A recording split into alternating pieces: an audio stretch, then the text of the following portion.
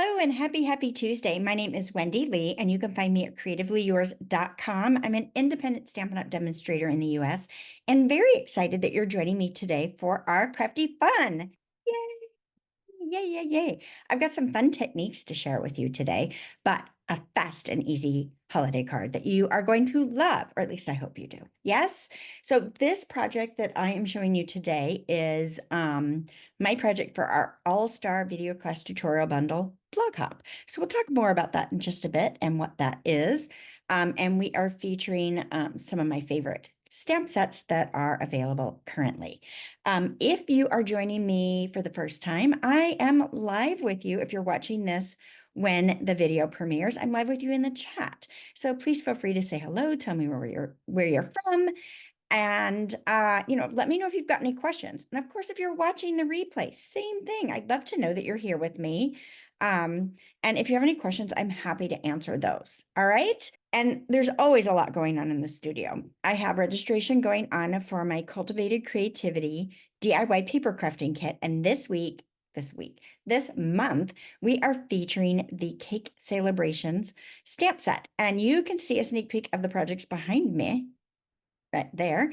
We do 4 fantabulous cards and a not a card project every month, and your kit is packed full of lots and lots of goodies.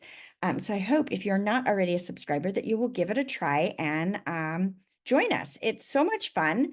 This month we are going to talk about techniques using some metallic enamel effects, which we're going to use today as well. I'm going to show you one technique. But if you don't have metallic enamel effects, it's okay because your kit's going to include a bottle in there. And then I've also got an option where you can upgrade and add all 3 colors if you want to. So all good stuff. So really the best way to stay up to date with everything I've got going on is to join my email list. Yep, that's it. I will keep you up to date with any specials, classes, events I have going on. And I gift you a free tutorial bundle every single month that is exclusive to my email list. So they are fantastic projects, and it's not one tutorial, it's a bundle of tutorials. So you'll have lots of creative inspiration every single month.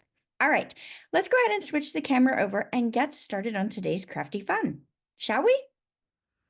Okay, so for today's project, I'm actually pulling in a couple of different stamp sets. I'm pulling in the lovely Winterly Treetops.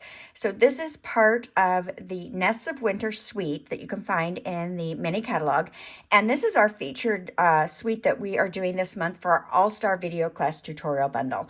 So that is a group of global demonstrators. And we have fantastic projects. We definitely do. And you get 12 ideas, and it's a video class each and every month featuring a different suite. So again, this month we're featuring the Nests of Winter. So you can earn that tutorial bundle for free with me when you spend $50 or greater in my online store. Or you can purchase the tutorial for $15 if you prefer. Of course, if you're on my Diamonds team, you'll get it for free. Yep, I give all my tutorials to my team for free. But I'm pairing it, of course, with my favorite Greetings of the Season stamp set. So if you guys didn't know already, this is my favorite stamp set for Christmas. I'm loving all these sentiments and the versatility and how you can mix and match and make your own greetings with it. So these are the stamp sets we're pulling in. Let me show you the project that we're making. I've actually done this in a couple different colors. So this one's done in blue. And so we're going to do a masking technique, and we're going to create this fast and easy, really simple bauble card, right? I did one also in Petunia Pop, so something not so traditional Christmas. And of course, we're bringing the design to the inside with a little bit of shading, but we're keeping this one fast and easy, knowing that we might want to make a big stack of Christmas cards. So I'm going to change this and go back to more of a traditional Christmas color. So I'm going to pull in Cherry Cobbler. So let's go ahead and get started. Now, the complete supply list and cut dimensions will post on my blog, but not until tomorrow, because this is my project for the All-Star Tutorial Blog Hop, and that won't post until tomorrow evening. So you'll be able to find that then. So, all right, so I've got a piece of masking paper that's 3 3/4 by 5, and I've already die cut a circle right out of the middle. So this is going to create my bauble appearance, okay? So, oh, and these are the Stylish Shapes dies. My fave, my fave, my fave. And of course, I'm missing some banners off there. Who knows where I've got those? So I've got a piece of Very Vanilla. Now, you could do this on white as well. I did vanilla because my ribbon I've chosen to use is vanilla. So, all right. So I'm going to take the backing paper off this masking paper. Now, our masking paper is really sticky, probably a little stickier than it needs to be. So you can take your hands and put it on it and try to get some of the stickiness out that way. I actually like to put it on my clothing and get some of the lint off what I'm wearing. So you can't see me do this, but I'm pressing it against my shirt here. I can bring my shirt tail in, right? Press it against my shirt. It's going to pick up some of the lint that I don't want on my shirt anyway. And it's going to take a little bit of that tackiness off because we don't want it to rip our cardstock, and sometimes it will. Now I want to align this mask right on top of this layer. Okay, and I'm just going to lay that down. Now, I'm going to give it a press right around the circle because that's the part I'm wanting to mask, right? Normally, I would put the circle down and blend around it, but this is kind of a reverse version of doing it. So we've got our lovely circle here. Now, I'm going to bring in my Cherry Cobbler ink pad. And I've got a blending brush, so I'm just going to pick up some ink here. And I am going to blend around the outer edge of this bauble. So I'm just going to do a little circular motion. A little bit of ink actually goes a long way on this one, but you can really go as dark or as light as you want to. I'm just going to work my way around. Now, I did find, and I probably didn't do it on this one, but I probably should cut the masking paper slightly bigger than the layer. And the reason being is that sometimes I'm catching a little bit of edge of ink on the layer itself. So that's entirely up to you on if you want to do that and if that bothers you, right? So maybe a tidge whiter on the masking paper would be good. I'm just going to kind of blend that out a little bit. I don't want to cover the, I love the center kind of the highlight that it creates with this, but I do want a nice dark cobbler edge, right? So let's see if I can get a little bit more saturation on that ink and blend that out. Now, of course, as it dries, I think it blends and dries a little bit lighter. So it really just depends on how much depth you want in your color and what speaks to you. No, I love this. So we're making a bauble out of this today, right? Just a fun ornament. And I love it because you can put anything on your ornament that you want to. I am choosing these lovely birds, but you could do this for any season, right? Change your shape. Think of all the other shapes that you've got. You could do a leaf and put something fall inside, like stamp some pumpkins. That would be cute. You could do a birthday, right? Do a cake, a nice big cake. You could do something Valentine-ish, right? Love, anniversary. That would be great as well. All right, so I think I'm going to be happy with that as is. So let me go ahead and close up my ink pad and put this away. Now next, I'm going to bring in this large bird image from the Winterly Treetops stamp set. And I'm going to ink this up generously. Now this image is big for my hands, so I like to take the ink to the stamp versus inking up the stamp on the pad like I would normally. So I've got a nice generous amount of ink on here. And I'm going to place this inside my little circle that I've cut out. I'm just going to stamp it down. Now, I want to give it a little extra push along the edges of the circle. So this is where it's important. You might need to check your stamp before you do that, because if you've got ink on these edges, you may transfer that over. But what tends to happen when you're masking, and you might be able to see it a little bit, it's going to leave a little bit of a white space. Now you can take in a fine tip marker, black marker, and fill that in if you'd like to. It's entirely up to you. I've not seen where I'm struggling with it, so I'm going to leave it. And we'll just see what happens. All right, now I want to go ahead and remove my masking paper. I've actually done this a couple different ways, and I do want to add a little shimmer. So I'm going to show you a second technique we're going to do on this, if I can get this masking paper back up. I'm going to show you a second technique, and I've done it a couple different ways. So on the Petunia Pop, I did it the way I'm going to show you today. On the blueberry bushel, I left the mask on and did the next step. But what I found is that it saturated the masking paper too much, and I had a little bit of bleeding going on. So I'm going to do it the way I did it first. So I'm carefully removing this mask, and I find if I pull at an angle, I have less tearing happening. Yes. There we go. That's okay that tore the tape or the masking paper itself. I am finding that I'm not wanting to reuse this mask, right? I don't want any ink transfer muddying this up on my project. So I would recommend a new one each time. They come, if I didn't show this to you already, they come in a pack of 12, and it measures 5 by 7. So again, I cut these 3 3/4 by 5. So I have a nice piece left for other projects, but this makes that nice and easy. Okay, so what I want to do next is I want to take my black dark Stampin' Blends marker, and I'm going to take just a little clear plastic ruler that I've got handy, and I am going to draw my little hanger, right? So that's my little ornament hanger. You could use more of a fine tip marker if you'd like to, or our Stampin' Right markers if you prefer. Mine are always dry, so I you know, it doesn't always work out for me. So this is what I've got. All right, next I'm going to go ahead and stamp my sentiment at the bottom. And I'm just pulling in this Christmas. I love it. Love the font on this. I think it's so pretty. So elegant already. Now, I want to add a little shimmer to this. So, I have a Stampin' Spritzer, and I filled it about halfway full with rubbing alcohol. And then I'm going to pull in my metallic enamel effects, and you can choose any of these colors, right?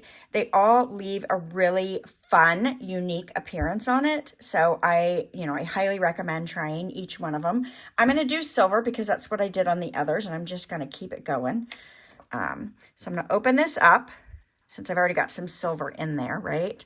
And I am going to squeeze in some silver enamel effects. Now you could put in as much or as little as you want. It depends on how much shimmer you want, right? And I'm going to shake this up really well. I may put a little bit more. Yeah, I'm going to put a little bit more. I went super shimmery, and I don't want to have to use a lot of, I could have done less on my rubbing alcohol, right? But I want a nice shimmer without a lot of moisture because I'm going to spritz this, and I don't really want my ink to run, right? So I'm using 91% rubbing alcohol. Enamel Effects is an enamel, so it is something that you've got to watch from a cleaning perspective because it's not as easy to get off with soap and water. All right, I'm going to take my layer and put it in. I have an old paper pumpkin box I use just for spritzing, as you can see, and splattering. So I've got a pretty good saturation. You can tell that's a little silvery. I'm going to look for where the nozzle is, and I'm going to spritz this actually once over here. Make sure I've got that spritzing up to the top, and I am going to spritz my paper a couple times and let that sit and dry. So this is going to transfer a fabulous shimmer to my project. And it will dry quickly because of the rubbing alcohol. I just don't want it to smear too bad, right? So we're going to let that sit. While that's drying, we can go ahead and work on our inside layer. So that was 3 3/4 by 5. I've got a layer for the inside that is 3 7/8 by 5 1/8. And I'm going to stamp this other little bird right down in the corner. So this is an 1/8 inch bigger, which is going to give me a 16th border if I were to layer it with the image I've got on this front layer, which we're going to do. But I'm starting with the inside just to give that a little drying time. Oh, I don't know why I'm putting my black ink away. I need it to. I'm going to go ahead and put my sentiment on as well. So we'll go ahead and do this.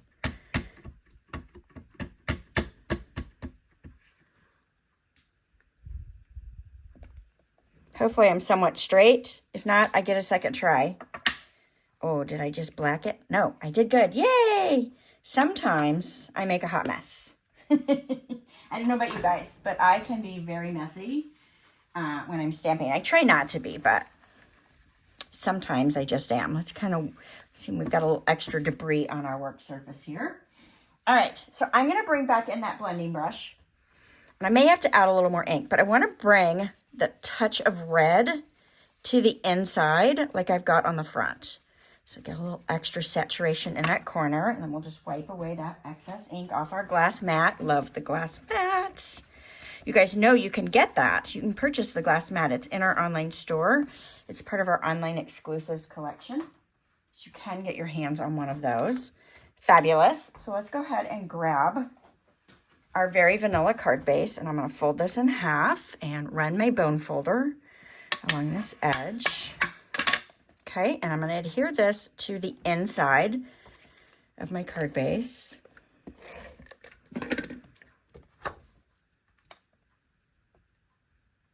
Perfect. Love it. And then we're going to go ahead and layer this one up. Can you see the shimmer? I don't know if you guys can see it. It's gorgeous. Gorgeous, gorgeous, gorgeous. And of course, I've got some flecks of silver that came out because I had it really nice and saturated, so you can see some of those silver flecks. I think that's super cool. You can skip the shimmer step if you don't want to add that. It's just another fun way to jazz up your projects, I think. Without, you don't have to use glitter that way. Although I am a big fan of glitter. I know it gets everywhere, but I love it. Love it, love it, love it. All right, let's grab some dimensionals. Oh, I got a new sheet here. Let's pull some of these off. I'm going to dimension up this layer. You could leave it flat if you prefer, right? You don't have to dimension things up. I just like it. And of course, I'm adding in this extra layer, which you don't have to have. But when I'm doing a white on white or a vanilla card that just has a pop of color, I really like that extra layer and how it frames it. It just gives it a really nice finish that I think you don't get without that extra layer in there, right? Just so beautiful. Oh, I can see the shimmer. I hope you can see the shimmer on camera. Anyway, all right. So let's pull in some of this lovely gingham ribbon. So this is black and vanilla. And you could pull some off. I'm using about 9 to 10 inches. I like to leave mine on the spool. I feel like I save a little ribbon that way. And I'm just going to do my loops, crisscross. One goes in the hole and they come back out. I'm going to hold this knot and I'm going to pull these legs. Now this ribbon is super soft and easy to tie. But you'll just, hold the knot and pull the legs and then retighten your bow until you've got your ribbon really how you want it to look, right? And like I said, this ribbon is pretty easy to tie. It's nice and soft and really ties pretty well. So we got our lovely bow here. And then let's booger that on with some glue dots. There we go. There's a glue dot right there. Pick that up. And put that right there on our card front. Cute. So super fast, easy, simple. I just think it's really, really nice. So there's the red. So that's cherry cobbler. This one was blueberry bushel. Kind of give it a little more of a wintry feel. And then if you want to go non-traditional, I've got some petunia pop. Do you guys have a favorite? And you could do it in any color you like. And I just think that these images play really well with this technique. All right. I hope to see you guys again next Tuesday. If you're enjoying the content, give me a thumbs up and share it with your crafty friends. Invite them to come join us on Tuesdays for a little bit of a break, right? All right. Thank you much. And I'll see you again soon. Bye for now.